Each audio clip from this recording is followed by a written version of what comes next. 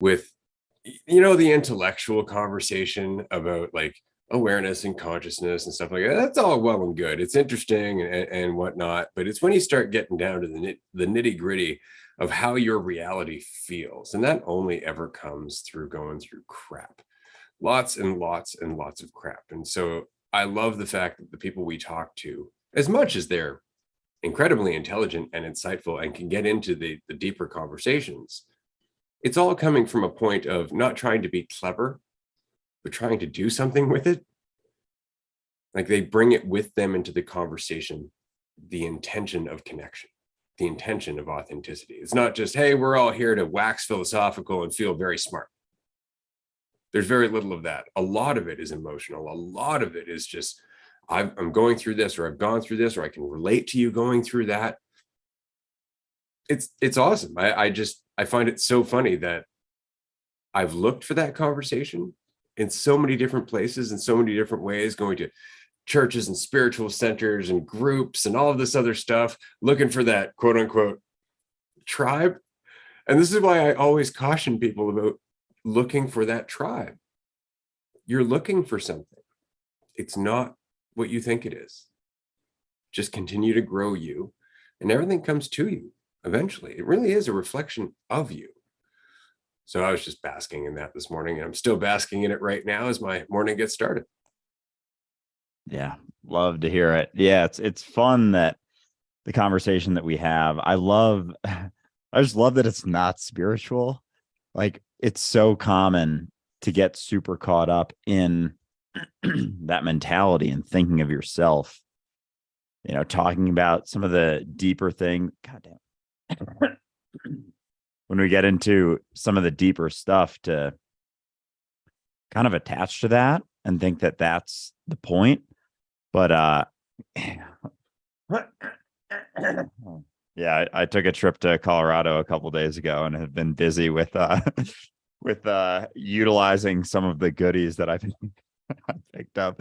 To be fair, I've only been smoking the vape that I got, so it whatever. Anyway, yeah, right. Put a funny comment in the chat here, but anyway, it's fun because we get down to what this is really all about, which is connecting with myself, interacting with myself, being there for myself. It's not about, God damn it, hold on. You want to talk for a second? Absolutely. No worries. I was just making the comment that, that's the cannabis there that's making him smoke, but it's likely just the fact that he hasn't had any in so very long, which I wanted to bring up. Actually, we still have 2 tickets left for the upcoming retreat. Now, anybody who's not aware of how the retreat goes, I bring a lot of cannabis. It's usually how it goes. And so if you're coming to the retreat or would like to come to the retreat, you may have a little bit of a cannabis cough, as Andrew is going through at the moment. But it's worth it, and it's not mandatory by any means. And of course, you're welcome to smoke it however you like, but it's there if you'd like it. And I just wanted to mention that because we don't focus on alcohol. That's one thing you're not going to find a lot of at the retreat. You're going to find some red wine, which is going to accompany dinner. But aside from that, we don't focus on the alcohol because, in all honesty, it promotes a mentality that unfortunately doesn't really help in the healing process very often. And so it's not something that we lean on in terms of substances. Yeah, for sure. I appreciate you taking it there. I think we're good for now till another fucking hack comes up. But yeah, anyway, what I was saying was just how fun it is that, as much as we're still super busy with things, it's all going towards the same sort of recognition. It was so frustrating to have to split my time between, doing this, which I really enjoy, and doing some shit that I just don't care about, that is just pushing someone else's dream to basically make more money is what it came down to. Or is now it's like everything we do, like being able to wake up in the morning and like clip up some videos or respond to some messages or anything, like it's all funneling towards the same desire to help myself.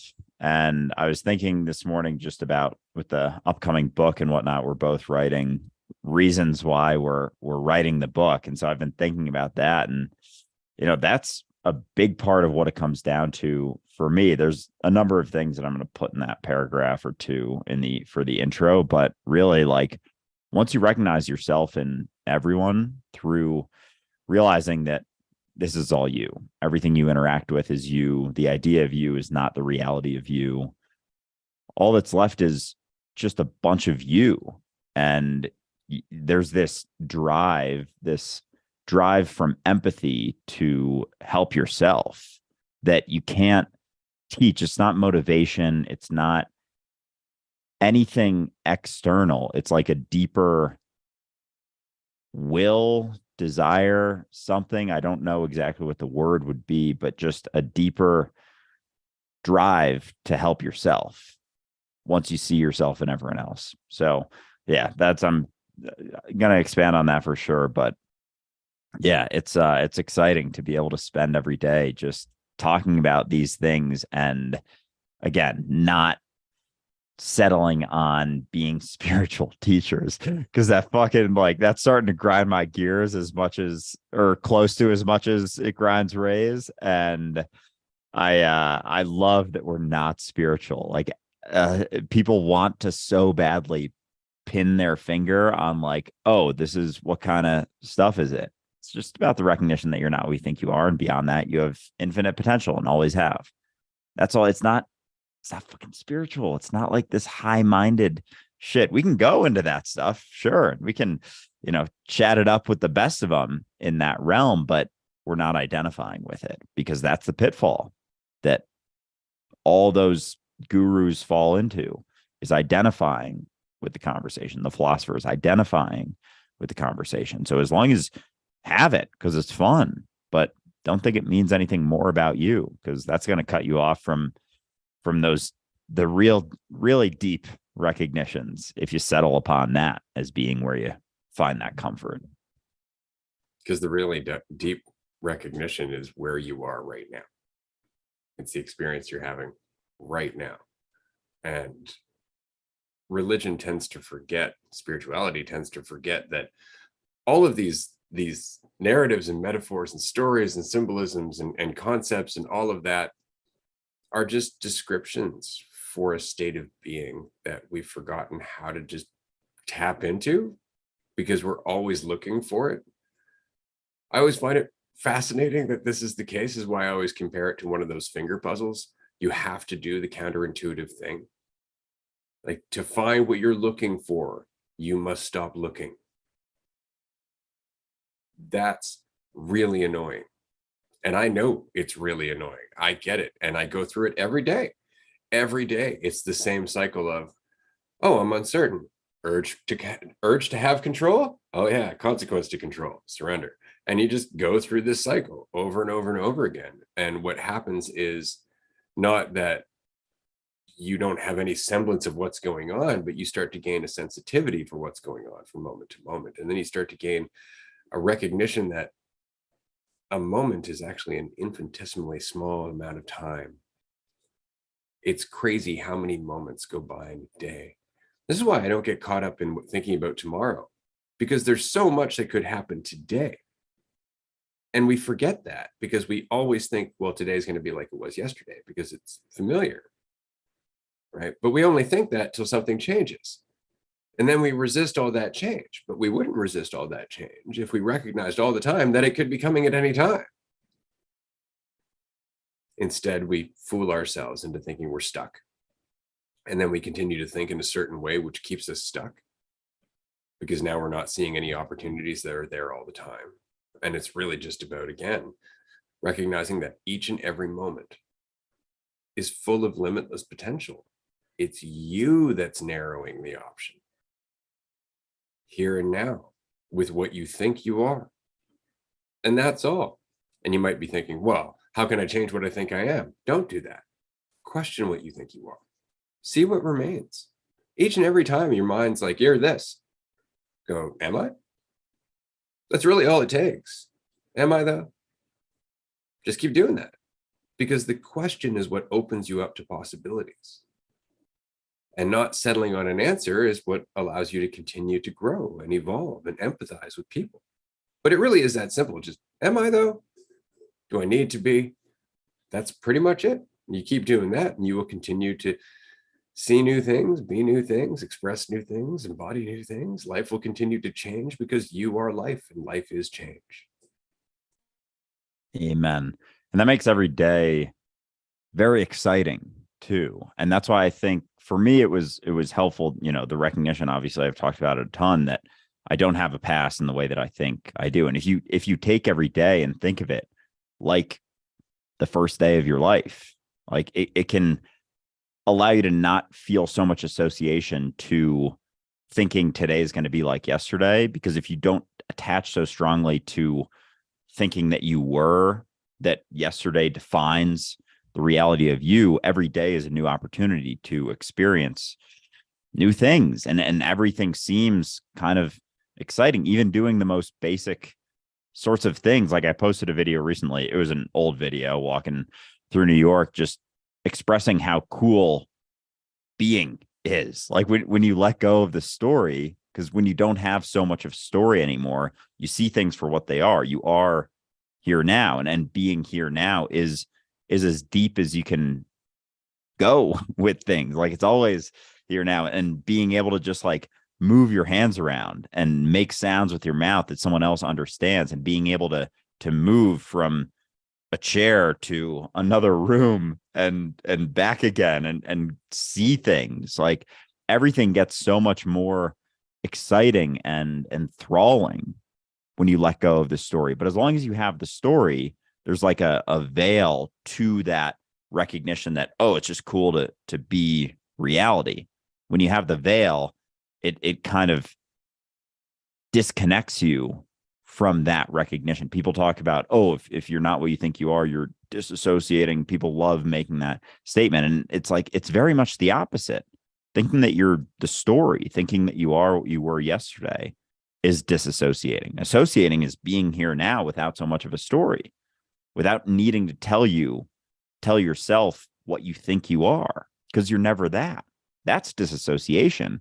It's just so common that we think that association is disassociation, which blows my mind. I just find so funny whenever I post a video about like, you're just reality. You are what is, blah, blah, blah, blah, blah. People are like, oh, disassociation. You got to be careful. Got to be careful. Without the story, you're not grounded. You're not where it's like, with the story, you're not grounded. With the story, you're cut off from where you're at here now. You're not everything that's been. You are what is right now. But yeah, it's just so funny how we've gotten so caught in the illusion that we think that associating is disassociating and disassociating is associating. It's it's pretty funny.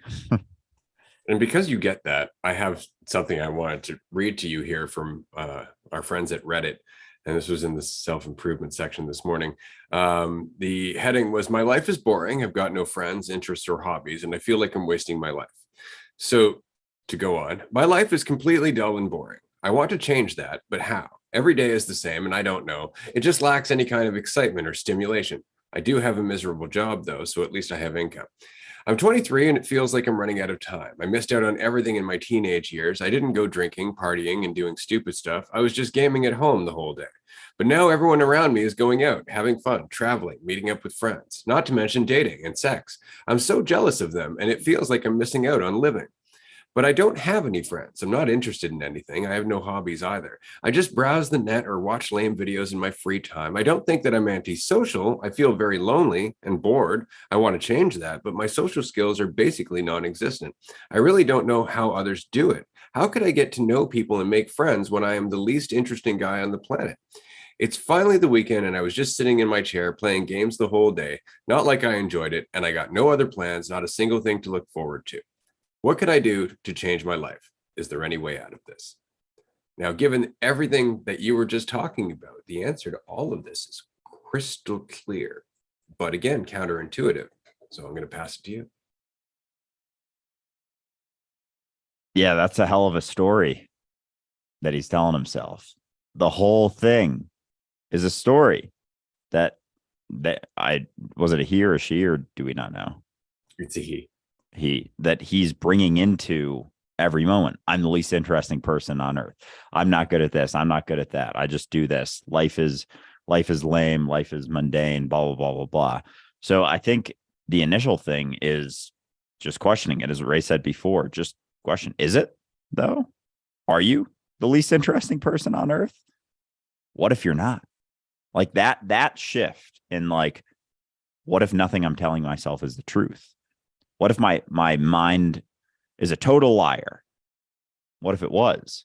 And kind of just allowing yourself to sit in that, even just a test for, a day or a week, just pretend that the whole story was a total farce and a total lie, and to stop telling yourself that, and then going and doing things without telling yourself a different story, like just seeing what experience would be like without bringing that story into each and every moment about what you think you are. And that's where it starts. And a lot of people, which is I find interesting, or kind of kind of a bummer, is they'll say like, oh, that's just think positive. Just tell yourself that you're the most interesting person on earth. Just start telling yourself that. It's like, that's just another story that's going to have a whole hell of a lot of other pitfalls. It's going to reinforce that you are what you think you are in another way. And it's kind of just like trying to grind against the reality of what it is here and now. Like there's going to be a lot of friction to going into another story, as opposed to letting go of the story. You open yourself up to seeing things for what they are. But if you just tell yourself another story, you're not going to recognize the potential opportunities here now, because you're going to be caught in trying to prove the story, or then it's going to be hard because, like, as much as we can give ourselves positivity affirmations and whatnot, like, you still know you're kind of lying to yourself, or you're trying to force yourself to believe in something else. And so it's always going to be distorted. But I don't know how many people recognize that they don't have to tell themselves a story. Like, we live our lives thinking there has to be a story. So if I'm not this, I must be that. If I'm not this, I must be that. If I don't want to be this, then I'll just tell myself I'm something else. It's like, you don't have to tell yourself anything. You don't have to keep telling yourself all of the things that you believe to be true, not only about yourself, but about other people, and how you think that other people aren't gonna like you, or you think you're the least likable person. It's like, you don't know. You're making so many assumptions about their opinions as well that you're bringing into each and every moment. So questioning the story is what it comes down to. And it's not to say that we know exactly where that'll take you, but it'll take you somewhere that isn't the same thing that you've kept experiencing over and over nonstop for the last few years, or however long you've been telling yourself that story. Well, and this is kind of the thing. The brain is working against you.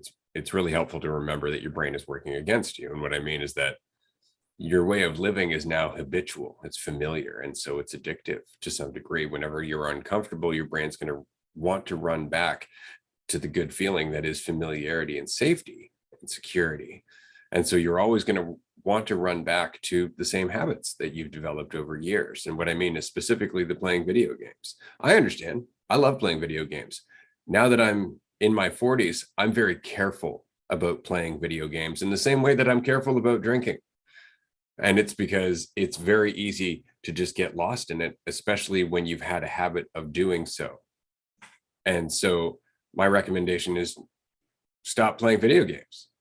I don't mean forever, but I mean actually set a limit and just say, no, I'm not going to play for 3 days, and don't.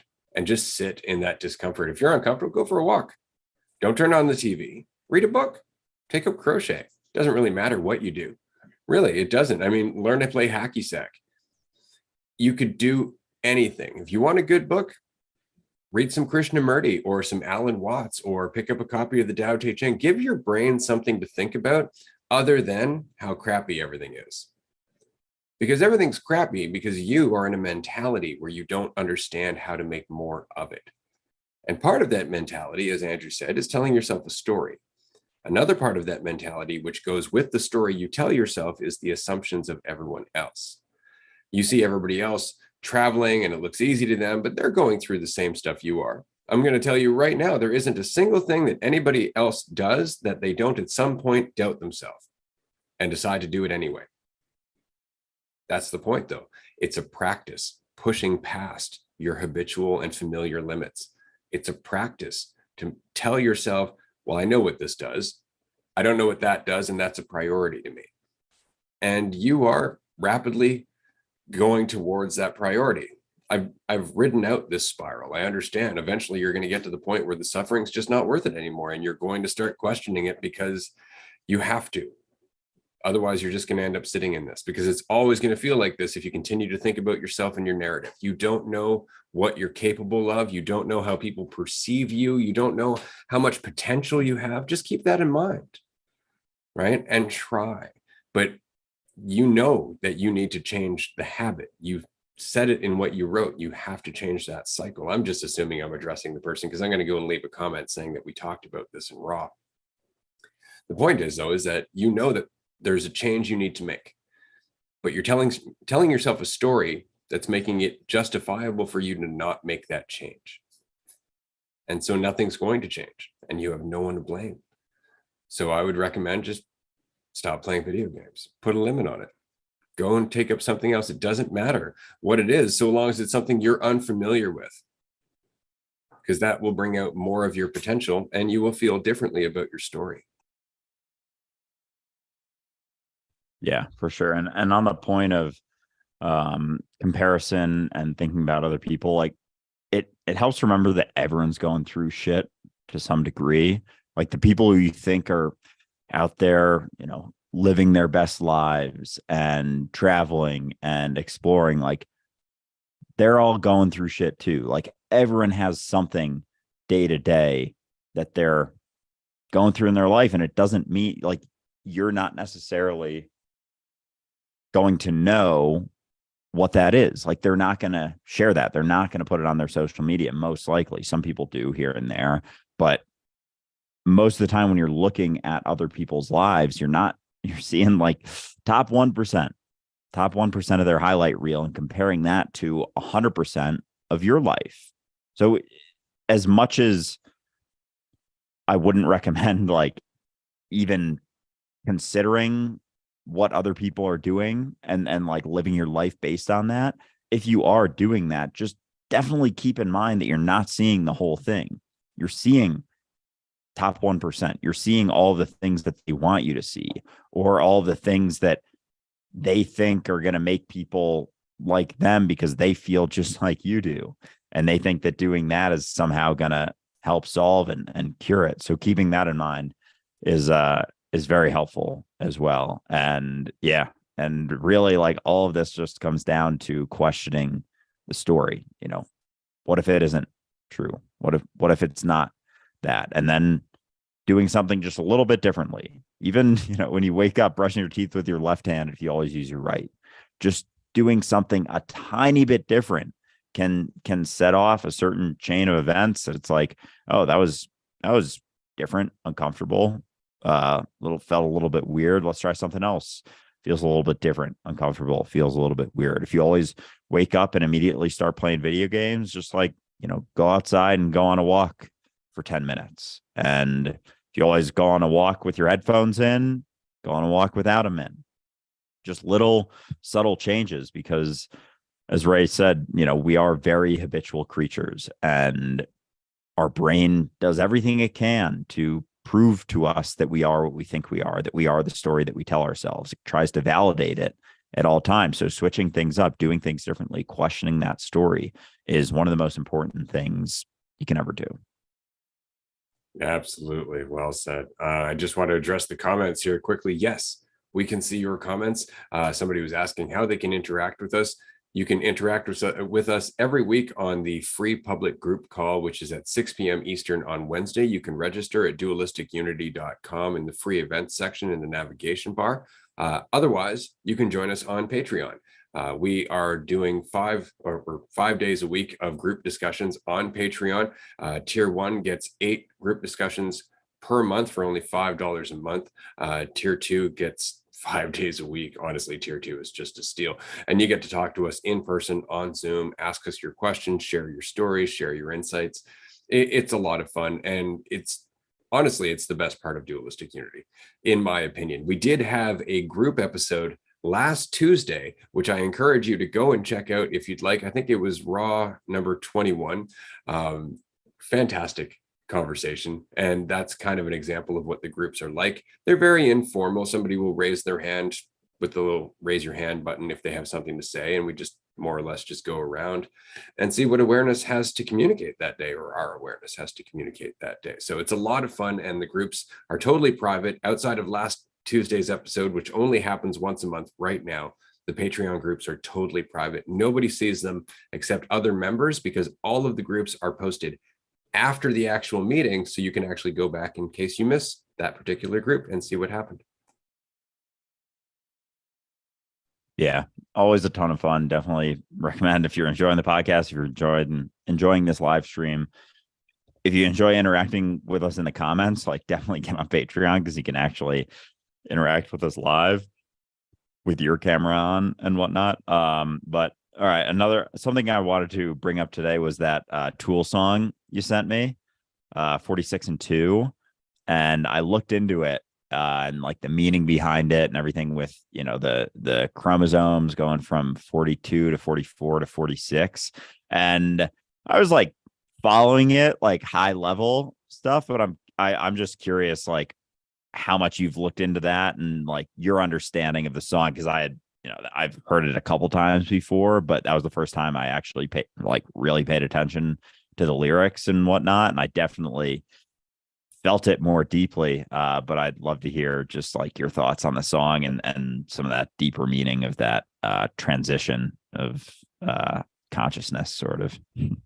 Well, it's funny. I didn't know what 46 and 2 meant for a very long time. I was just like, what an interesting name for a song that otherwise is incredibly meaningful. It really is just going through the darkness, finding yourself through your shadow, right? And that's really all it is. But the 46 and 2 is evolution, right? Like going through that process, we evolve to a new state of being, because as you said, they're talking about chromosomes, right? Like there's 44 and 2, the male and female, and then the next evolution would be 46 and 2, right? So the next evolution of humanity might conceivably have 46 and 2 chromosomes. So how do we get there? Well, in the song, they're talking about, I was crawling on my belly, clearing out what should have been. I've been wallowing in my own chaotic, insecure delusions, right? And he's saying, I want to feel that change consume me. I want to, turn myself inside out and realize that all of the pain, all of the shadow that I've gone through is what's leading me to my time. It's a great, powerful song, because it really is about looking at the darkness you've gone through and appreciating how much it's helping you grow. It's realizing that your time in the shadow isn't for nothing. And so anybody who's listening, the song is 46 and 2 by Tool. It is off the album Enema, and it is fantastic. So yeah, like the 42 and 2, 44 and 2, 46 and 2, like why is it and 2? Why isn't it just male and female? Okay. Right, because we have 44 and 2. We have 44 chromosomes, and then the male and female chromosome. So the next evolution would be 46 chromosomes and the male and female chromosome. Again, that's what I understand of the reason for the title, but none of that is actually brought up in the song. Yeah. Yeah, I definitely I as I was listening to the lyrics and reading about the meaning behind it, I was like, yeah, I can see how he's sort of addressing it. Like it seemed like it was kind of the transition through to kind of like resisting that side of you to accepting that side of you, which kind of is the evolution, is like the resistance to the reality of you and all of the things that come with your experience in your life. And then more so going through the acceptance of how important all of those experiences were. And then kind of ascending, a funny word, beyond those and experiencing them, knowing how important they were, but not attaching so much to them. And that's kind of the process of like waking up, I guess, in a big way. As much as we think it's we're sending in from 3D to 5D and like all that shit, it's really just no longer resisting so much about yourself, like accepting that shadow, accepting the darkness, or coming to terms with the vastness of you. Because as long as you're resisting one end of the spectrum that you don't think that makes you less comfortable or doesn't fit your preferences, you're trying to fit yourself into a box or an idea. And the reality of you can't be fit into a box or an idea. It's the entire spectrum of all experience, all emotions, all things that could ever possibly be done, and all the things that have ever possibly been done have been done by you. And recognizing that allows you to kind of go beyond limited idea and then see things and kind of go into things with open eyes and open arms, and an open ability to not be so resistant to the way things may seem or the way other people are, because you're able to see yourself in them, because you've accepted that you could possibly be or have done all those things. All the darkest things were done by the reality of you, as opposed to, resisting that side of it, because you're never going to be free through resisting an end of that vast spectrum. Well, that's the thing, right? Like when you're suffering and you're holding on to all of these pains and all of these memories, the shadow, as it were, you can't help but constantly look back to that, thinking there's still something wrong with you. One of the hardest parts of that catharsis is the recognition there never was something wrong with you, right? So you have to resist that urge to go back, and as they say in the song, I've been picking scabs again, right? And that's what they're talking about, is I'm looking back at my scars, I'm looking back and at the shadow with judgment, and so the whole point of the song is to let that go, to recognize, and I think he says it here, I want to feel the metamorphosis and the cleansing I've endured in my shadow. And that's exactly what he's talking about. And it's interesting because he's saying like the shadow is important, and it's important that we go through it because it's what informs our way of living. And so I'm just going to read this quickly. I choose to live and to lie, kill and give and to die, learn and love and to do. And what it takes to step through is see my shadow changing, stretching up and over me, soften this old armor. So hoping that I can clear the way by stepping through my shadow, coming out the other side, stepping into the shadow. 46 and 2 are just ahead of me. And so what he's talking about is just going through the dark and evolving as a result, right? Not resisting it, recognizing it has its place, but we go through this process of picking scabs, of thinking there's something wrong, instead of just accepting that all of that is our trial by fire. Yeah. Yeah. It is so funny when you start to see that, there never was anything wrong with you. For so long, we just always think there's something wrong. There's something we have to fix. There's something we have to change. Oh, if I was only this way. Oh, if I was only that way. Oh, if only this thing was different or that thing was different. And one of the deepest recognitions you can ever possibly have is the recognition that there's never been anything wrong with you. Ever. All of those things that you think you had to change about your physical appearance or the way that you think or the way that you interact or the way that you say things or the way that you feel things or aren't able to feel things. It's not about changing to this perfect point, this perfect idea. It's about recognizing that all of those things were perfectly appropriate. There's never been anything you've ever had to change besides letting go of the belief that you've had to change something.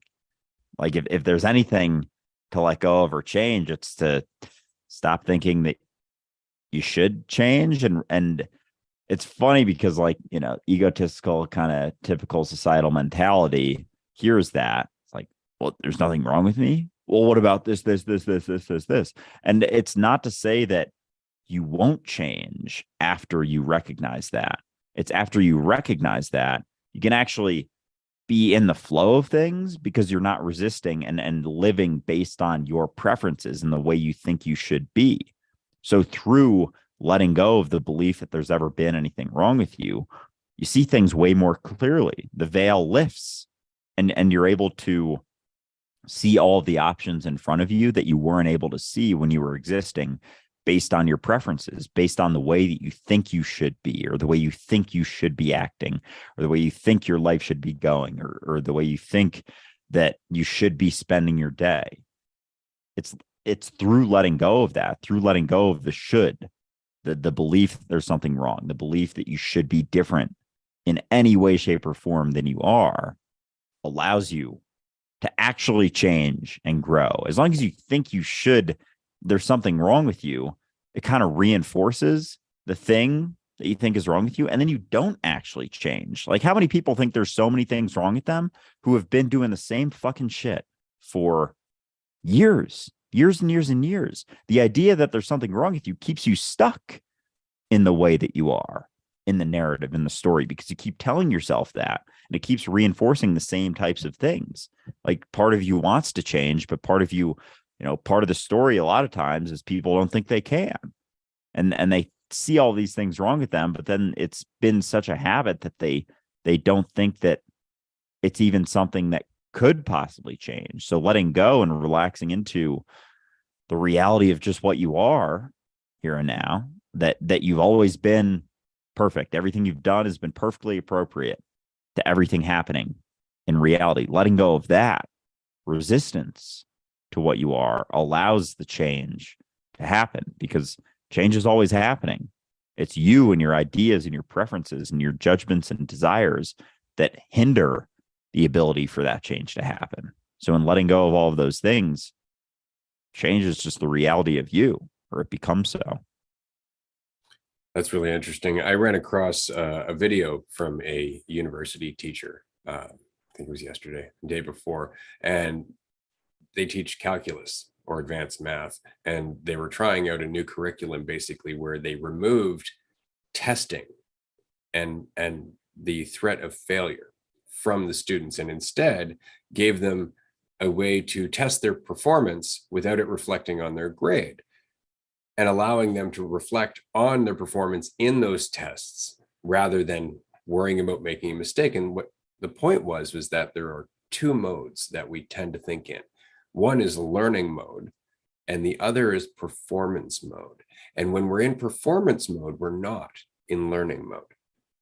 And so by removing the risk of making a mistake, we immediately go into learning mode. As soon as we don't have a problem making a mistake, we're in learning mode. But when we fear making a mistake, now we're in performance mode. And that's where most of us end up being in the schooling system. We're put into an exam, and the fear of failure is our biggest motivator.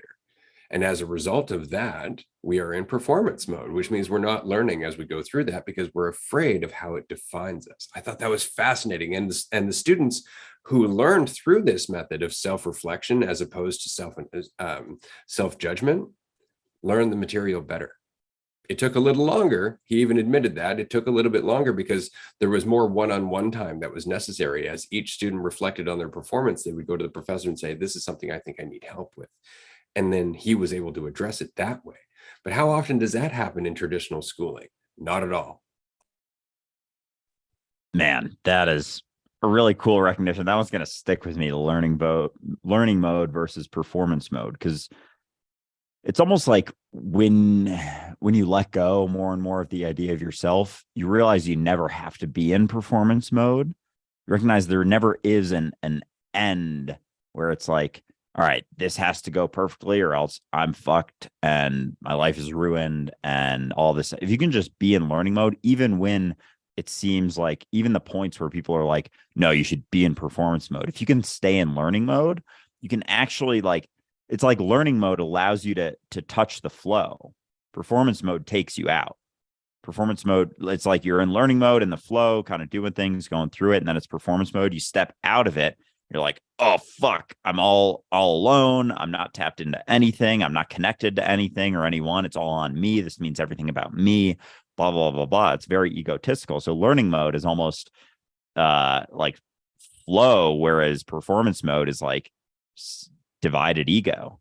And it makes you think, actually bringing up calculus, because I took calculus in high school and college, but in high school, and I was never like, I was always good at math. Like that was always the thing that I was in the advanced classes, and it was just came naturally to me, and been better with numbers. But calculus came around, and especially like pre-calculus, it was really tough, had a tougher time doing it. And then calculus, I actually had a tutor for it that year, and only met with him here and there, but every time we met, it was very much like, instead of trying to prove myself to him, I was in that learning mode every time, and I would ask a ton of questions that I wasn't able to in class because there just wasn't the time. There was 20 30 kids in each class, and it was a lot more difficult to do. And I ended up getting like one of the highest grades in that class, despite in pre-calculus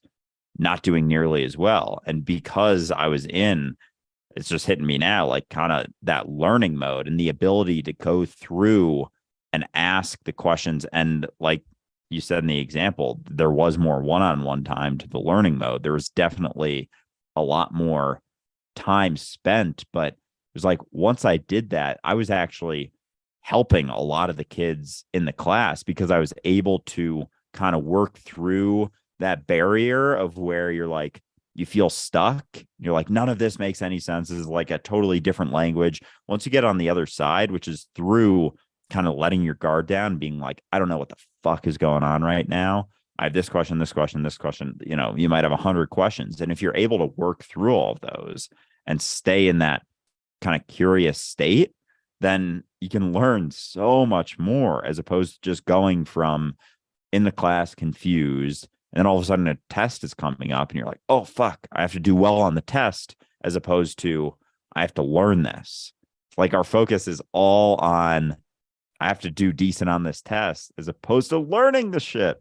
And so through that, I was obviously lucky. I was able to, not everyone gets a tutor. There are oftentimes ways to get tutors, whatever. But yeah, it was incredibly helpful. And that example just reminds me of that a lot, being able to be in that learning mode, have the opportunity to stay in that. I ended up getting, one of the best grades in the class, despite doing middle of the pack to probably lower in the pack in the class that was easier than the one that I ended up doing better on, just because I was able to work through all those questions and kind of stay in that learning mode. Yeah. And it comes again down to that switch of not being afraid to make mistakes. And our schooling system doesn't take that into account. Our society doesn't take that into account. I mean, look at China and their social credit system.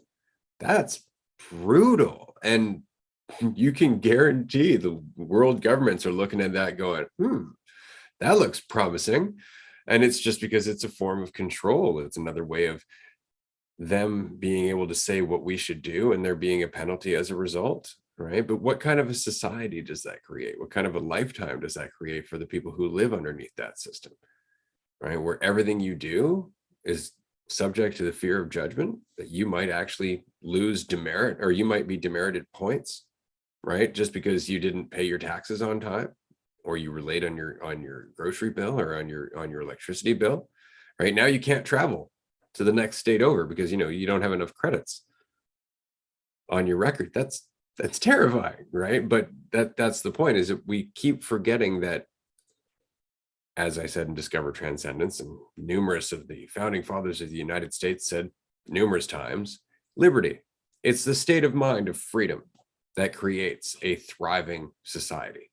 Each and every person should be free to express and think and question, and not get tied down to a specific mentality that calls the shots for everyone else. We should watch the Lego movie at some point. Actually, I'm going to write that one down for a movie review. Yeah, the freedom in yourself is very important because, yeah, all of those fucking social credit systems, like there's actually a Black Mirror episode about that. And now it's like happening not very deep into the future at all. It's like 5 years after that episode was made, but it just reinforces all of it's like that keeps you in performance mode at all times. You're never in learning mode. You're never allowed to have your guard down and change and shift. Oh my God. Yeah, those things make me actually physically pretty sick, like thinking about the reality of them.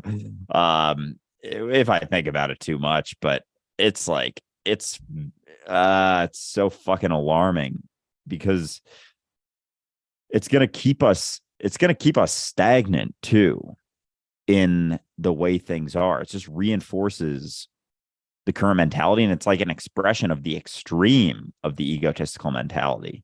Like it perpetuates so much of the illusion of division, so much of it, because everything, like, you are what you do, and this credit score like is you, and it's like it all reinforces all of that division.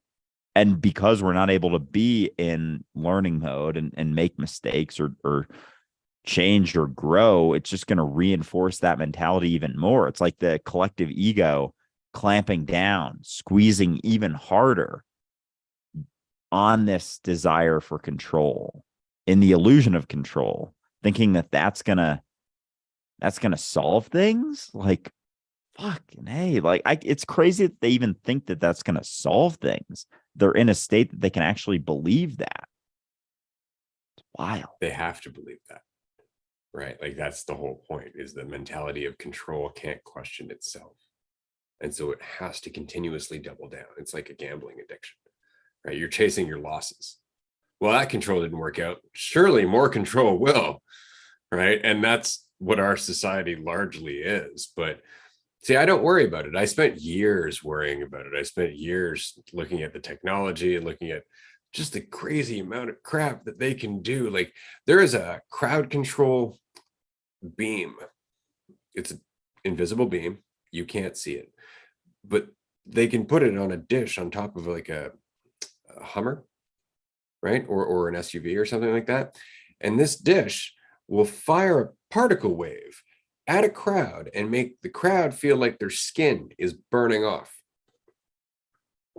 Yeah, that exists. And it's totally just a feeling. It's not actually doing anything. It's just the pain. Right. Right. Okay. So that's been out for a while. HARP, right, which is this electrical array up in Alaska that the US government's been playing with for like the last 50 years. Yeah, that can boil the atmosphere on the other side of the planet. Right. Things like that, China's social credit system, same thing. You look at that, you're like, Jesus, we're entering 1984. It's another movie that we should watch if you have not read the book, 1984. Right. I have But not. the So reason that I don't worry about any of this is because what happens to a society that does not have critical creative thinkers?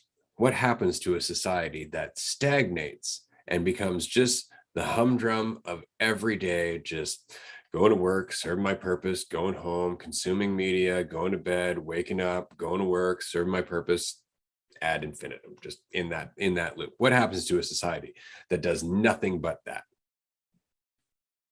People start hating their existence. That's when all of a sudden you have to start putting nets around the buildings because they're trying to kill themselves, right?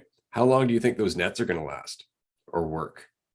How many people can those nets carry or catch, right? Like the problem is that as a society, we start to lose our connection to reality. And so we lose all of our love of living. We lose all meaning and purpose. We lose our ability to empathize. And what we end up with in a society that is continuously in performance mode for the sake of control are an increasing amount of violence, desperation, murder, crime, shootings, suicides, mental health issues. Does any of this sound familiar? Because that's what we're going through now. And we're going through that now because we have no connection to reality. And why don't we have any connection to reality? Because we're always in our head. right? But that can't last forever because of the consequence, because of the side effects. The result inevitably comes up, inevitably, and we're seeing it now. And necessity breeds change. Just like in 46 and 2, our suffering leads to evolution, the same is true collectively, right? So a stagnating society might seem like something to despair over, but the pendulum swings the other way inevitably. It's just a matter of watching that process and deciding which side you're on. And I don't mean side like got to fight the other people, but I mean which way you're leaning on this pendulum. I guess that's the better way of putting it, right? Because you're contributing to the swing one way or another. Right? And I think right now we are slowly realizing that we've been swinging in a certain direction that's getting more and more painful just because we're running from the reality of uncertainty. Oh man. Yeah. I guess that's I guess in recognizing, the reality of eternity and the reality of you does make you a lot less resistant to anything, really. Like understanding that everything is always fleeting, even as egotistical of a mentality as we have right now as a society. Because as you said, there are, as you know, kind of dark as it is to say, like the repercussions are people start killing themselves because existence fucking sucks for a lot of people. And it's driving people insane on so many levels. Like the story that they tell themselves, thinking, wanting to change, but continuing to tell themselves a certain story is, it's what is the definition of insanity? Like doing the same thing over and over and expecting a different result. Is that not what we're doing on an individual and a collective level?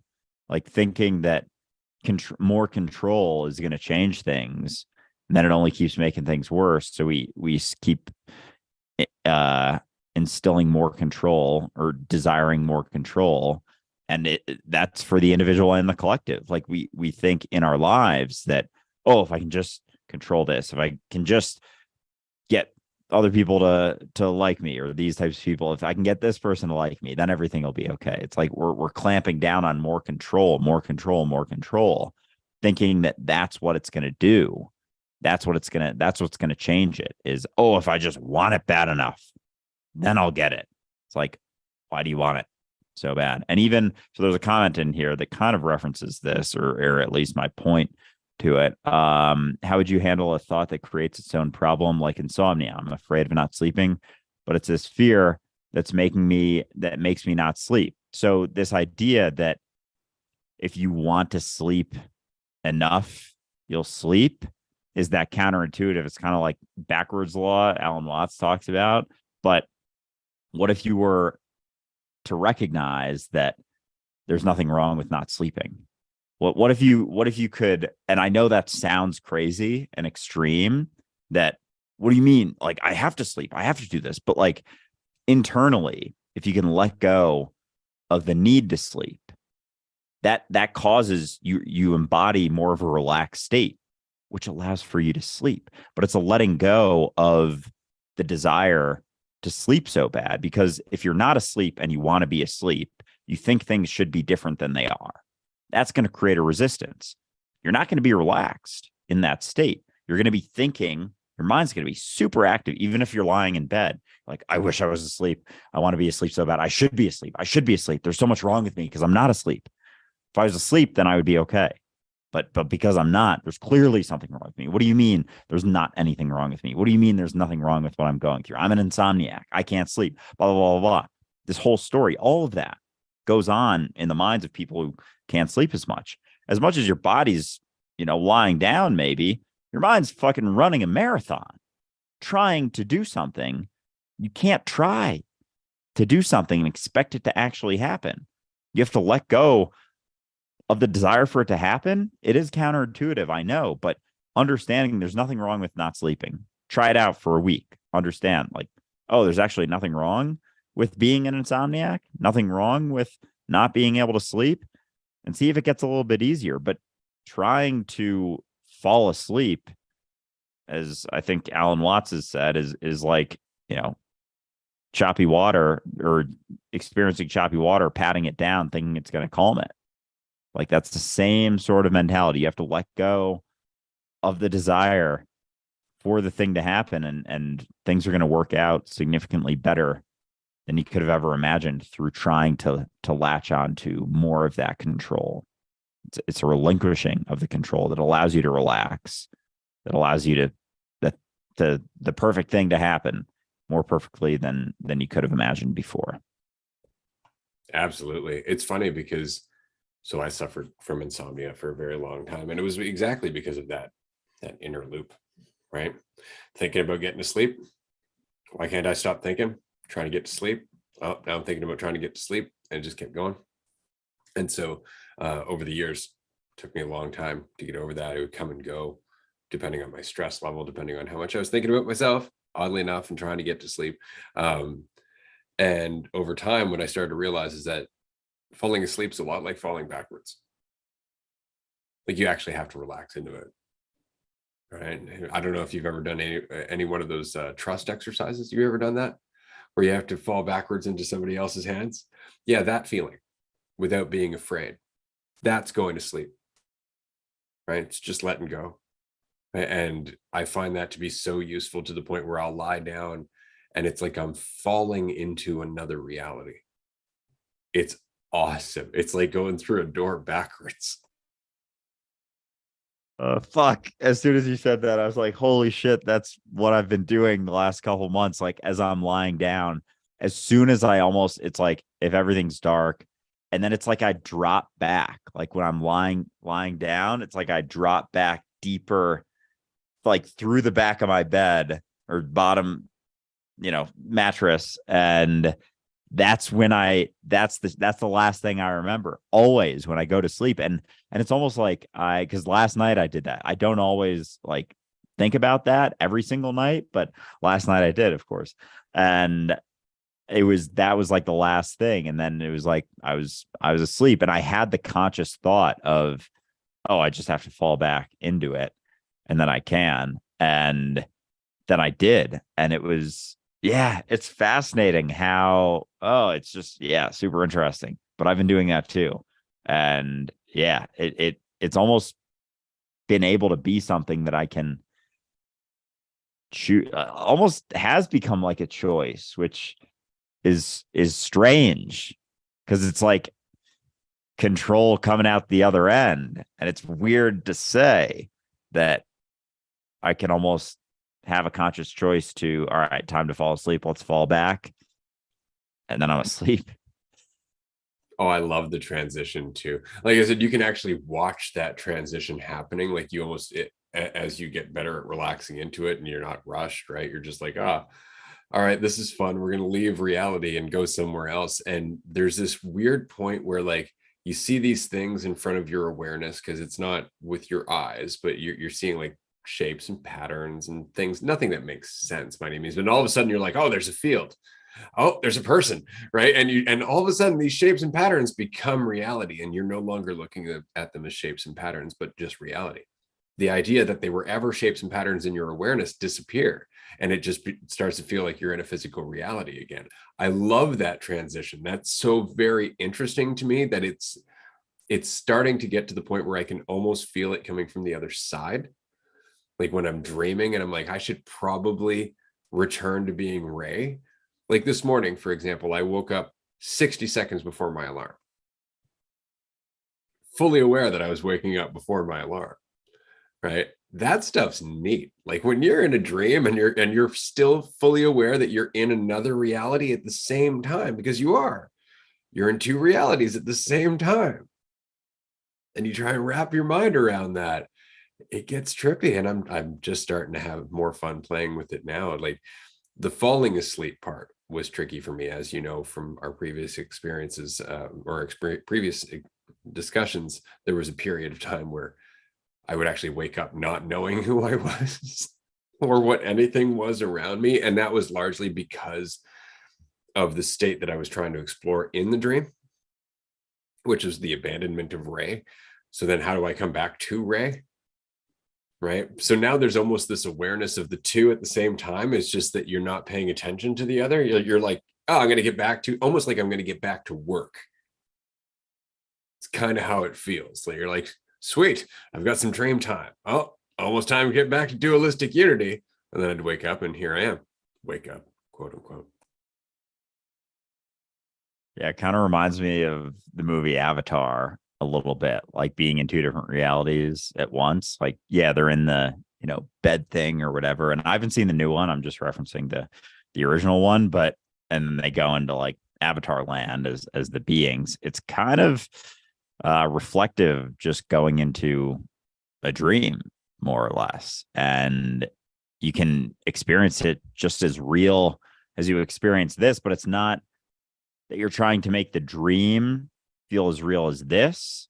It's almost like meeting in the middle in a way of allowing this to feel more like a dream through letting go of the idea of yourself. And it's like you meet in the middle. So it's not even like getting a dream to be like reality. It's getting reality to be like the dream. Or letting go of either, like they make sense. Yeah. Right, which is what we've been talking about for 3 or 4 seasons, right? Like every time you're like, well, how do I lucid dream? It's like, stop thinking you're dreaming. On the one hand, on the other hand, stop thinking this isn't one. Right, you're breaking down the concepts. You're breaking it back down to what it really is, which is the subjective experience of a division between the observer and the observed, when there isn't one. Nothing's changed except for how committed we are to this division. Right, like we're so committed that we look into it. We're like, but what is this all made of? You don't generally do that in a dream, right? Because what would you find? It's all made of you, right? But you wouldn't find that if you were avoiding the realization that you're the dreamer. What you'd keep finding is more and more smaller parts of the dream. So reality is no different, except that it's a much more complex and detailed dream. It has much more consistency. And I have to wonder if that's just because it is the collective dream of so many of our singular individual. Like there's so much more resource that goes into this dream than just the dream created by your gray matter within your own individual perception. Like imagine a dream that wasn't limited by your individual biology. Imagine a dream that actually took 8 billion people to have. How detailed would that be? Would that dream be? Right? You ever see Inception with Leonardo DiCaprio? The role of the that architect movie popped into my head right before you said it. So the role of the architect in that movie was to add all the detail in the background. Right? Everybody had a different role in creating the dream, but the architect's role was to create, like, make sure the carpet's right, make sure the background's right, all the scenery and all that other stuff. But imagine a dream that's actually real. You would need every participant in that dream to be also a part of the architecture. Like it would be a living intelligence creating the architecture as it goes. And is that not reality? Our living intelligence creating it as it goes? Oh man, yeah, because we're all when you recognize, we had the discussion of the other day. Oh well, the idea of the creator and being God, and like, what if I'm just creating all this? And it's not that we're creating it as we go, but we're just kind of choosing or choosing one of the paths of the infinite paths and all the potentials that could possibly be. But if everyone's doing that all the time, then it's an infinitely intrinsically detailed dream. Because as much as you are choosing your path that you're going down, that doesn't, it does influence other people choosing their paths, but they're also choosing their paths. And it almost like all blends into one sort of flow, and that's it. And so it would make sense why so few understand that they're not what they think they are, because it's such an such a fucking crazy detailed dream that it makes sense that it it can take a lot of questioning and letting go to recognize. There's so many layers to it. Yeah. Yeah. Oh, I'm still questioning. And I'm firmly convinced that the questioning itself, again, changes the dream, but only to the degree of the whole mentality, right? So what I mean is that we are a collective individual. There's one mind working, and we're all very much different thoughts and insights within that mind, sometimes different doubts, different judgments, depending on what we're embodying. We're all just performing different functions within this collective mind that is you at the end of the day. So the more of you that starts to question itself, the more your mind starts to change, and thus the dream that your mind is having. But that means surrendering the idea that you are just Andrew, right? And that also means that all of the other characters, quote unquote, would be surrendering the idea that they're just them. And that's why it's so hard to say, well, yeah, I'm kind of creating this dream. And well, they are too. There's no you and they, right? There's just the perception of a division. There's just the experience of a division, but your will and their will is the same fucking will. It's just expressed differently in the same way that different water droplets in a river travel different directions. It's still the same river. It's still the same direction. It's still the same flow. It's the same will. It's just expressed so differently. And we are experiencing things so intimately from this perspective that we actually can't see how they're tied together. And it's because we're not supposed to see how they're tied together. We're supposed to slow down until it's obvious that they're tied together. That's all it is getting out of the way in terms of the conceptual, but how does it all work? And just recognize that it does, because it's you.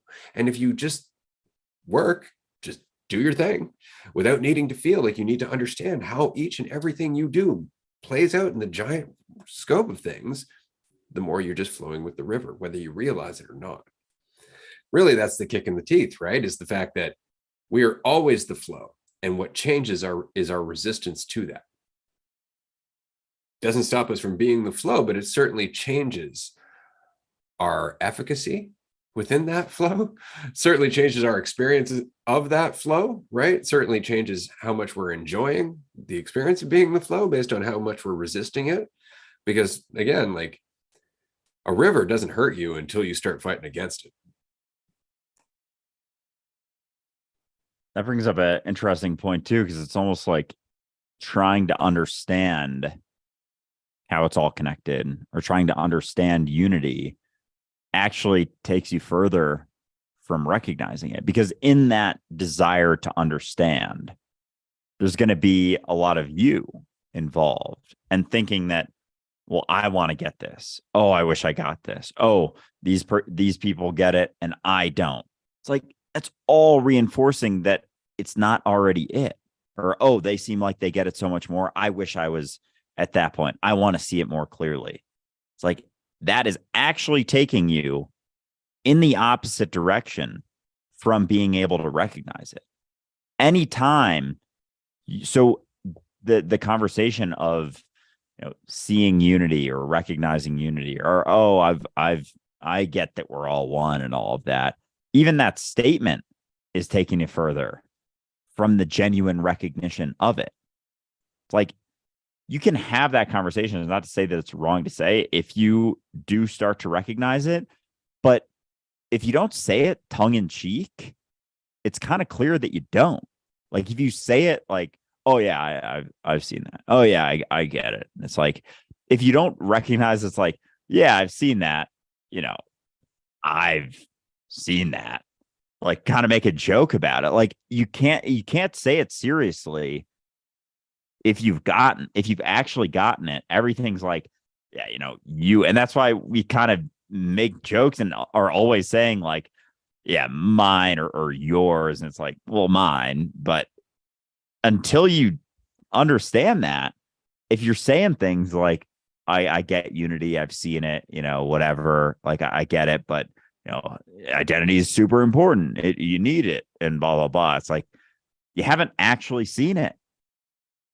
You haven't really recognized it, because then you would recognize that that idea of you is not the reality of you, and you're all of it. You're all of them. All of those other people are just as much you as the idea that you cling to. Yeah, I've often laughed that there is an overabundance of air quotes on our show. I know anybody who's listening to the podcast doesn't understand because they haven't seen the video, but if you ever watch the videos, it's ridiculous how many times we'll be like I and others in air quotes, because there's really no other way to have that conversation, keeping in mind that there is no I and others. Everybody's just I from their perspective. Right? The idea of others really depends on the perspective of them being a separate thing, somehow excluded from the flow that you are. And that's definitely not the case. And so we use a lot of air quotes for sure. I wanted to talk about this actually quickly, because we talked about it a little bit last week in the episode of Raw, where we had some of our Patreon supporters join us. Really, really enjoyed that. We were talking about philosophy is the disease for which it should be the cure, and the temptation of being clever. I wanted to bring this up again because it really is important. People listen to a lot of the stuff that I talk about and they go, wow, you really did a good job putting that all together. And that is not how this works. And I just want to make that clear. Everything I've ever communicated on this podcast was largely the result of me not assuming that I could figure it out, and surrendering and allowing my awareness to come up with whatever it is it came up with. And I mean that sincerely. There was a point in my journey where I recognized that thought and insight work two different ways. Thought is always the result of force. It's always the result of trying to put something together. And we are very good at that. We are very good at processing concepts. Insight is the process of allowing something to come together as a result of all of the experience that you've had, of all of the context that you've gained.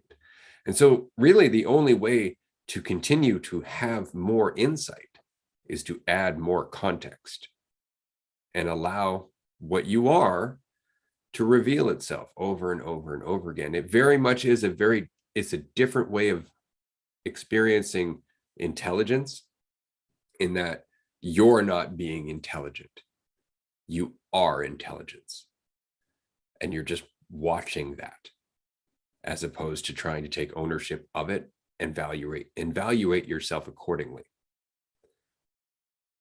Do keep that in mind, that the biggest insights that I've ever had in my life were moments of silence, where all of a sudden it was like I got smacked in the face with it, and it had been sitting there the whole time. It's just that I wasn't relaxed enough to let it come together. I really want to communicate that to everyone. Intelligence in action is different than you being intelligent. If you're thinking about this stuff, you're getting in your way. Take it in. Be in the present. Keep coming back to reality. Relax, pay attention, be yourself, and watch the context process. That's it. That's why a large part of this, and Andrew and I have talked about this, is experience, is getting out and doing stuff. Like, to address the Reddit post that I read earlier, go do something. Get out of your house, go do something. It doesn't matter what it is. If there's a coffee shop you've never been to, go and sit at that coffee shop. If you don't have a tendency of sitting down by the river or in a park, go and do that for an hour or two. Just do something different. Give your brain new experiences to process. Give your awareness more context to understand what experience is, and an insight will form. But you can sit in your basement, you can sit in your house, you can sit in your library, pouring through books, memorizing concepts, sounding very intelligent and very clever, and never actually being receptive or feeling at peace.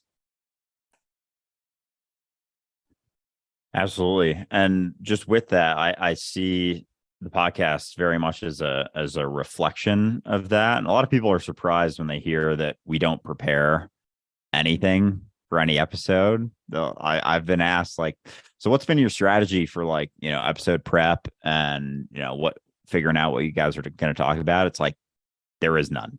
Literally, like it's obvious on a live stream and stuff that we don't necessarily. I mean, maybe it's not obvious. I don't know. Maybe some people think that, oh, you've talked about 5 different things. Like, were you planning on talking about that? But like, even in the kind of standard, the classic DU classic episodes, I'm gonna start calling them that we film every Monday, that come out usually on Tuesdays, that we've been doing for a year and a half. Like, we've never, they all have topics that we cover. We've never ever spoken before them. Like, we speak briefly before the workshops for like 10 to 20 minutes, but that's the extent of that. And those are workshops. Like, the podcast, we don't prepare for them at all. There is no preparation. There is no pre-episode prep or something. We get on there and we start talking, and then we do an intro, and then that's when it starts. And that's all it comes down to. And it has to be that, because in that, if you want to actually go beyond what you know, go beyond where you're at. And I think the state of relaxation that we're able to embody on the podcast, on every episode, allows for us to experience new insights. We're not trying to have great responses. Like, Ray starts saying something, and I don't have any preconceived notion as to how I'm going to respond necessarily throughout it. Maybe I'll have something like, "Oh, that's a great point. Oh, I haven't thought about it like that. Oh, there's something I have never thought in my entire life. I'm going to bring that up." But if I had this idea that, oh, I have to come up with, a perfect response to what he's saying, and like, oh, geez, how has this been experienced in my life? Okay, that experience. Okay, I'm going to talk about that. It's not like that at all. It's like, we're chilling, we're relaxed, we're just having a conversation with each other, and that allows for those insights to arise. That allows the intelligence to be expressed. All of these episodes are just intelligence being expressed, but it's not Andrew and Ray being intelligent. It's Andrew and Ray being intelligence, and that's not associated with the ideas of us. It's letting go of the desire to be intelligent, as Ray said, that allows for intelligence to be expressed, allows that deeper understanding and knowing and the insights to arise. But it's through that embodiment, through that ability to not want to say the perfect thing, and letting go of the idea that there's any perfect thing you could ever possibly say, thinking that, this thing I say is going to lead to this thing in the future. And like, that's all control. That's all ego. That's all desire for things to be the way that you think they should be. We don't have any desire for the way that we think things should be, because we don't, or the way we think things should be, because we know that we don't know.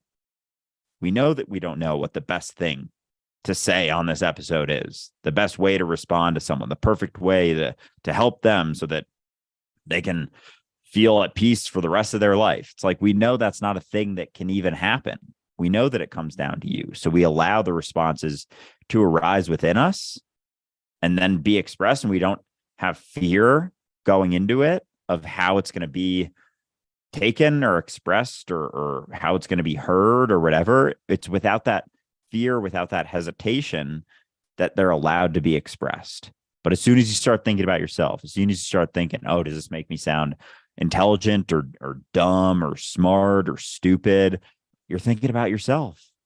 And as soon as you settle on like, ooh, that was really intelligent, it's like, ooh, am I going to be able to match that in the future? It's thinking about yourself, and that cuts you off right there. As soon as you start thinking about yourself, cuts you off. So it's a letting go of that, which allows the intelligence to be expressed. But it's not about planning. It's not about preparing. It's not about thinking that you know what the best thing to say is. It's a letting go of all those things that allows, the perfect thing to be expressed every time. Yeah, because it's whatever it is that's being expressed. And if it's authentic and coming from you, then it's got 100% of your intelligence behind it, right? It's when you're trying to be something that it lacks. And I just wanted to mention to everybody that if you really want to have an entertaining show in terms of watching this conversation, join us in person, because In person, the conversation just continues on, and it goes through way more in terms of topics. And it's just because there's no mute button. We're not going, back and forth per se. There's more of an organic conversation. And the same is true if you join us. So definitely do consider doing that at any of the retreats that we're going to be hosting. I should mention quickly that the Netherlands retreat, which is happening from November 11th to November 19th this year, is on. It's absolutely ready to go. Tickets are currently available to Tier 3 supporters on Patreon only, but as a Tier 3 supporter, you also get a $350 discount. So that's definitely something you want to check out. Early access is for the next week or so, and then tickets will be available to Tier 2 after that, and Tier 1, and then eventually by the end of February, we figure the Netherlands retreat will be available to the general public. So you'll be able to join us there. A lot of options in terms of rooms. There's semi-private rooms. There's a shared room. This is going to be a huge event. I'm really looking forward to it. And I think more than anything, I'm enjoying the fact that this event allows so many other community members to connect, not just connect with us, but connect with one another. Because while you and I are going to be talking with whoever's around us, they will also have access to this giant property where they can take walks and shoot the breeze. And again, if they'd like to smoke some cannabis and whatnot, and there are psychedelic truffles that are available in the Netherlands. So there will be options in terms of being able to hang out, but we're going to have 9 days as a community together. I think that's going to be very exciting. That all said, though, I'm still looking forward to the April retreat because there's only 2 tickets left. And that retreat is a little bit more intimate. It's a little bit different in terms of us having the ability to take you specifically and solely you for a walk and just shoot the breeze with you one-on-one privately. Such a great experience to be able to do that, to connect with the other people at the retreat. It's going to be a lot of fun. I wanted to mention this because we are also planning possibly a weekend, psychedelic-ish weekend in Colorado coming up in June. We're not too sure about the details of that as at the moment, and it's mostly because, just want to bring this up, speaking of not necessarily doing the intelligent thing all the time, because of the COVID restrictions that are still happening in the United States at the moment. I am not vaccinated, and it's not that I'm against vaccination. I just don't have any reason to be vaccinated.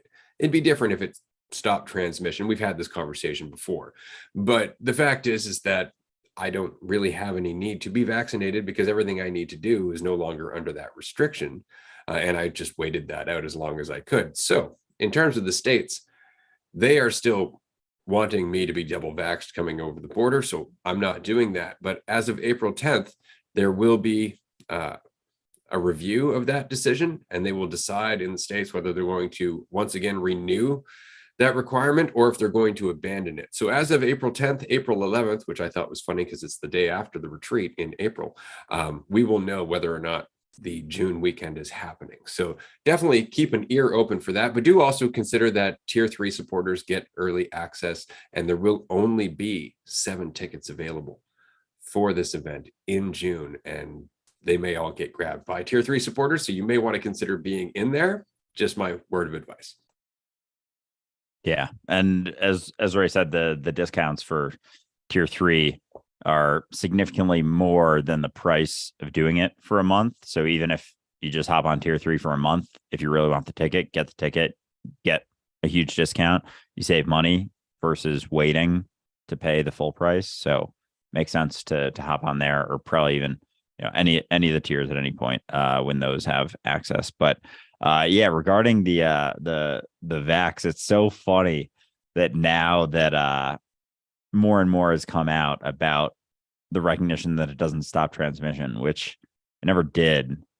But there were a lot of people that was the push, right? And now everything I'm seeing that's coming out is people are totally backtracking on that. It's like, God, these fucking fucks.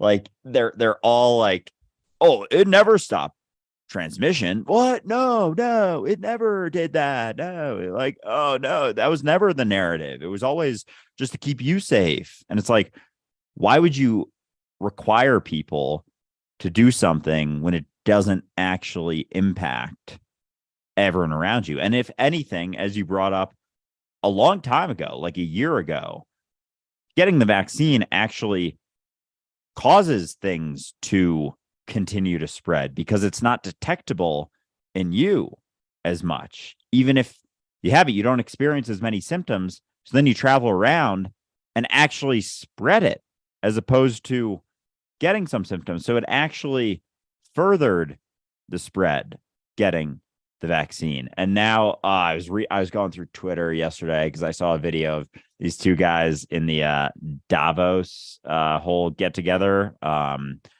Is it a WEF, World Economic Forum get together type thing? Yeah, and they were following. There's a walk that a lot of the interviewers are getting people in it able to ask them questions, and basically no one responds to anything. But they had the Pfizer CEO, and they were talking to him, and he wasn't answering anything. But they're talking about, how all these things coming out. Like, how does he feel about all of the inability? One of the better questions I thought they asked was about what's a word for when something, basically like when something doesn't work properly, people get refunds on the thing for it not working. They're like, do you think people should get refunds for this, especially people who are experiencing very, very negative consequences to it, like because of the vaccine?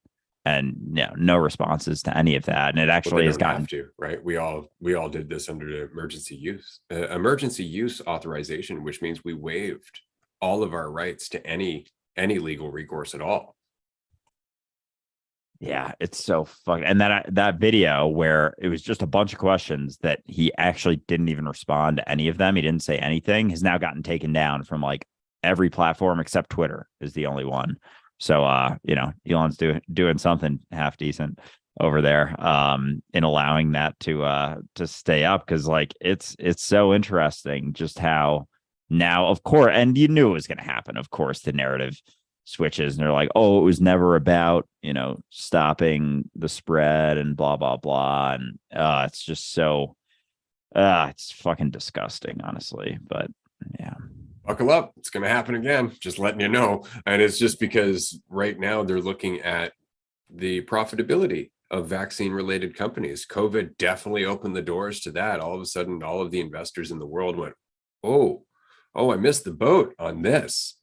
Think about that, right? Like we're looking at COVID and going, oh, I could have made some serious cash. And rich people are, I promise you. Absolutely. And there's already discussion about how vaccines are going to be a big part of the economy moving forward. They've been talking about that a lot at the World Economic Forum and otherwise, because of course, this is another market. This is another product for us. And it's very much based on our fear of death to a large degree, our fear of not having control. I mean, that was the thing about the last vaccine. For however long that went on, I just continued to listen to how everybody who thought like me was essentially, an irresponsible murderer because we weren't getting vaccinated. But my point was always the same, but it doesn't prevent transmission. The only thing it's doing is kind of priming my immune system so I don't get as sick. It doesn't stop me from getting it. So all it does is make it so it's, as you said, easier for me to walk around not feeling sick, still carrying it around, passing it on to everyone else. So it didn't make any sense. But in order for me to not have that vaccine, I just had to keep listening to this and not taking it personally. More importantly, I had to let go of what I wanted over and over and over and over again. And that's the thing that's killing everyone, is the fact that, oh, you can't go roller skating. Oh, you can't go to a movie theater. Oh, you can't go out to the bar. Oh, you can't do these things without the vaccine. Fuck it. Don't go. Like, how hard is that? Fuck it. Don't go. Figure out something else. But we couldn't tolerate that. No, I got it. If I can't go out to the gym, I don't know what I'm going to do with my life. For fuck's sakes. And that was largely what turned a lot of the population was just inconvenience. It was just inconvenience. And the fact that they would be vilified otherwise. And that was the pressure. Everyone else and the government telling you you're a piece of shit if you don't do it. That much pressure coming from that kind of mentality doesn't resonate with me, because none of that's really about my health. It's just about their plan of action and living up to their expectations. And if it doesn't make any sense, it doesn't make any sense. That's as simple as it fucking gets. It doesn't make any fucking sense. If the vaccine ended transmission or ended the disease or ended the sickness, cool. Sign me up. I'm on board. Right here. I'm good to go. But it doesn't. It doesn't. And until, it does, I'm not going to change my mind about that. I'm not, because it doesn't make sense. And it doesn't matter how much pressure there is. It doesn't matter how many of my rights you want to take away. It doesn't matter how inconvenient you want to make my fucking life. Fuck you. Amen. Oh, goodness gracious. I saw a comment about the hospitalization, keeping hospital rates low. They were able to write it off to that for a time, but you noticed how the narrative stayed exactly the same, as hospitals were doing just fine. And it's like they will latch on to any way to convince you to do so. And the inconvenience was a massive part. Like that's the reason I got it. Like there was no reason, and I'll fully admit that. Like everything Ray just said, like, yeah, that was me. I wanted to go to the gym. I wanted to go out. I was living in New York City. Like you couldn't do jack shit without the vaccine. You couldn't even oh man, you couldn't even fucking walk outside without your fucking mask on. Like I did that, and it wasn't, it was so wild thinking back that I walked around with a mask on and I felt fucking like a jackass every time I did it. And I would pull it down, and it was I would run some experiments just on my own, sort of walking through. Cause you walk around with no mask on, which I did sometimes, you get death stares all the time. It was crazy. And then so I would walk around with it on, but it around my chin, not nearly as many death stares, which was the funniest thing in the world. And it's just, oh man, it's just so fascinating. How much influence that collective fucking pressure can have. But yeah, I don't think I'm ever getting a vaccine ever. I haven't gotten a flu shot in fucking 15 years. And I mean, I did that. And yeah, I don't really get sick very often. Now I'll probably be sick in a couple of days, but it's rare. And if I do, it's just like you work through it. You get through. And obviously, I know I'm not being necessarily super sensitive to people who do get sick and struggle and suffer and whatnot, but I don't. And so why should I do something that's gonna not do anything beneficial and hasn't hardly been tested and could have a ton of fucking risks? Like a lot of people fucking died from the vaccine. Like the blood's on their hands and they don't fucking care. Yeah. Well, and here's the funny part. This is the thing I always find really interesting, because problem, reaction, solution. Create a problem, wait for the reaction, offer a solution that works in your favor, right? And so with the complaints about the hospitals being overrun, I encourage anyone to just go over the last 20 years, look back in the newspapers, look back in the news. You will find every year the same thing. Hospitals are overrun, medical systems not able to keep up. Oh, it always has been that way. Why? Because the country's run like a business. That's why. So they cut corners. They try and save costs wherever they can, because there's lots of people in Wall Street and the military industrial complex who need all that money, right? And then they complain when shit hits the fan, because our priorities are out of whack.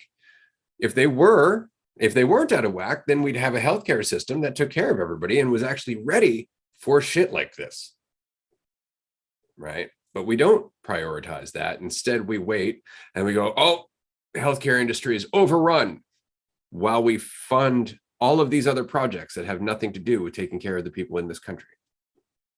Right. So I always find it really interesting that often they'll say this is the problem, about a problem that's existed for a long time, but they didn't have anything they could pin it on to justify it. So now they're like, no, there's a problem. Look, and that's the cause. It's you. You're the cause. Did we mention climate change? You're the cause.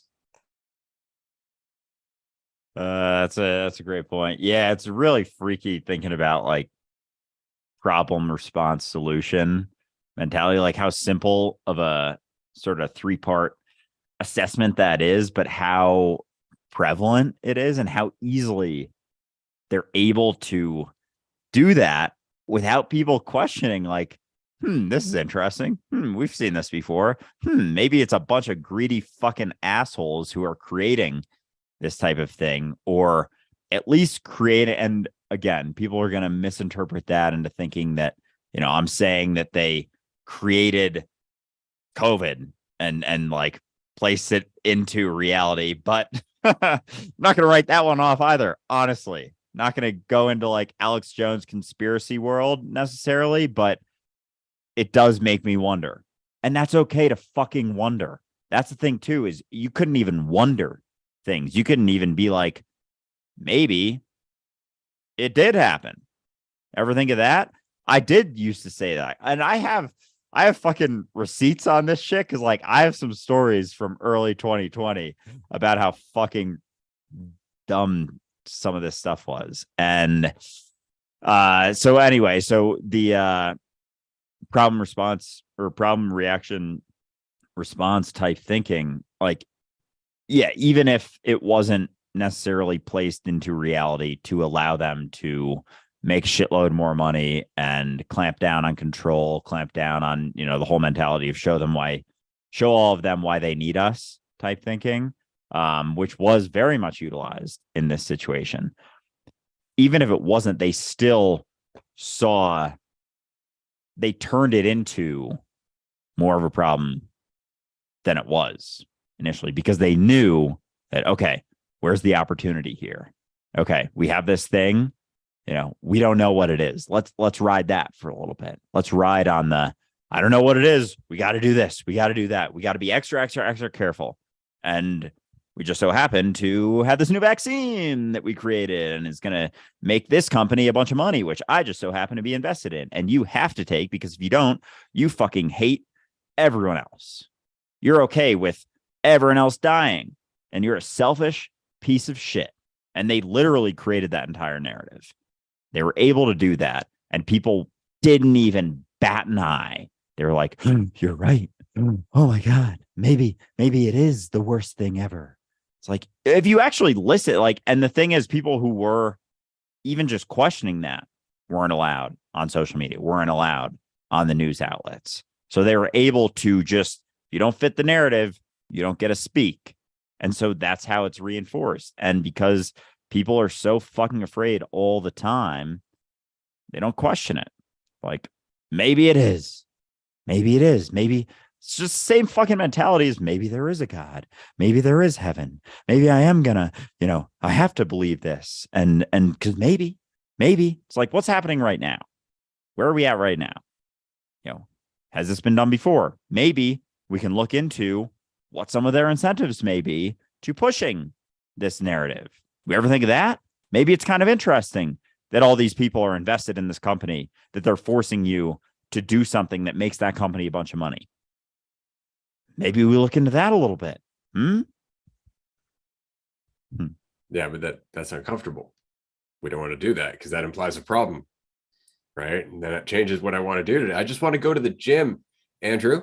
That's all I want to do. Stop making my life complicated. And that's largely what we're dealing with there, right? Is the fact that we want to trust the police because the alternative is terrifying, right? We want to trust the government because the alternative is terrifying, right? And that's the problem. As long as we're putting it off, it's going to keep getting more terrifying, right? Because the mentality that runs this is the most superficial, selfish mentality.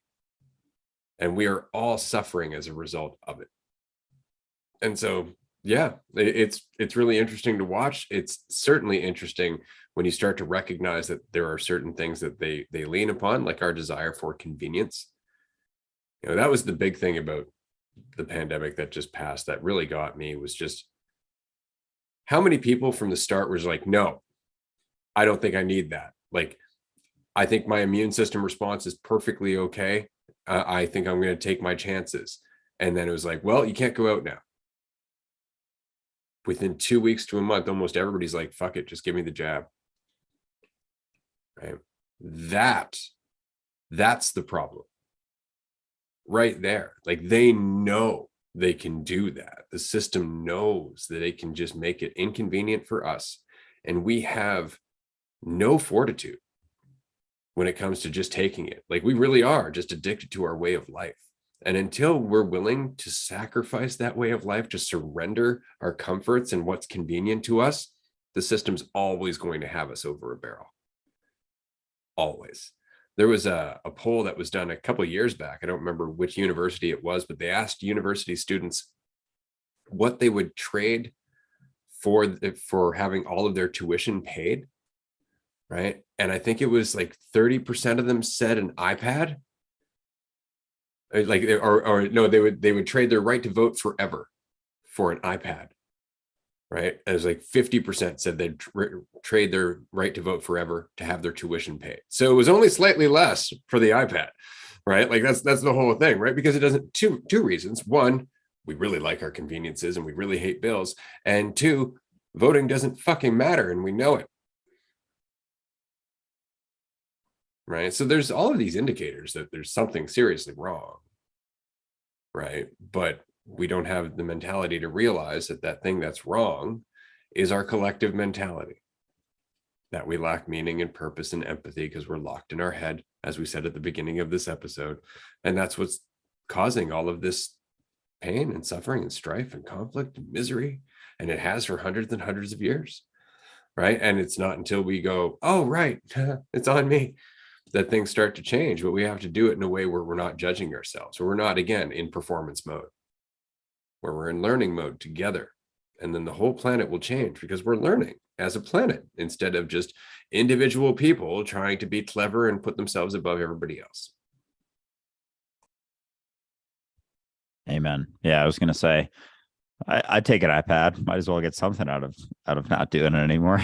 But I've had that conversation with people too about not voting, and they're always like, "Oh my god!" And it's like you think that voting is your what's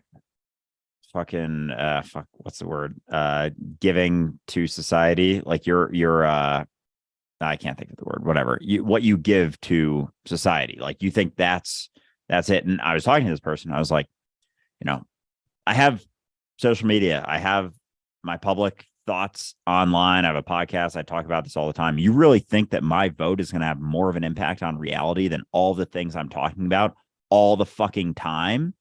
Like, you don't think that might have a little bit more influence on reality? And they didn't have really much of a response to that. But we settle upon this like, oh, I'm gonna go vote and do my civil duty. And like, you think that has an impact? I think helping an old lady walk across the street or picking up her groceries is going to have a significantly more impact than voting in a broken system that doesn't give a fuck about you. I think all of that. I think smiling to someone on the street that has a frown on their face as you're walking past them is going to have more of an impact on your vote. I think buying one less water bottle at the grocery store, if you're picking up 5, is going to have more of an impact on reality than your fucking vote. The point is, almost anything that you do in reality has more of an impact than your fucking vote. So understand that and actually make some changes in your life, or start talking about some stuff. Start bringing up some things that you see as an issue in society, in this collective mentality. Spend, the hour you were going to spend waiting in line to go vote and go to a fucking soup kitchen. That's going to have a significantly more of an impact than your fucking vote. So, yeah, I think that's part of the mentality shift as well, though. But, we'll keep talking. Oh, that's it, right? We'll keep talking and the conversation will continue to change. I think that's what we forgot. And I think that's a large part of what we're seeing, in cancel culture and this infatuation with how we feel all the time. Right? I don't like what you're saying. It hurts my feelings. So you can't say it and I'll make a law to make sure you can't say it. It's like, hold on a second. Just wait. Like that can cut both ways. Right. But if we can't have a dialogue, if we can't continue to talk, if we can't have conversation, there's no way for us to continue to grow and adapt. And this is why it's like, oh, religion and politics, not in pleasant, in polite company. I think maybe polite's not the priority at this point. You know, it might be changing things so that way we don't have so many complaints about religion and or politics to avoid talking about. Maybe that would help. But that all said, this has been a fun episode of Dualistic Unity Raw. We are going to continue in 15 minutes on Patreon at patreon.com/dualistic unity. You can join us there. If you can't join us today, of course, we are there 5 days a week. And if you can't join us there, join us on Wednesday, 6 o'clock Eastern time for a free public group discussion where you can be on the screen with us. It's not publicly available after the fact. We do just post it to Patreon for our Patreon supporters. So you don't have to worry about that. If you come to the group, it won't be broadcast as a podcast episode. It is specifically just for the community. Yeah, and it's always a blast. I've read through some of these comments. I'll try and clip up some of these last bits we've had in here regarding COVID and voting to get people nice and riled up. I can't tell if empirical text comment is sarcasm or not, but I'm gonna guess sarcasm, but you never know. But anyway, looking forward to the Patreon chat. We are gonna take a break. I'm gonna take a little rip of my new vape beforehand. And excited for the chats. Hell yeah. All righty. We'll see you all in a few minutes. Thanks so much for joining us. Take care.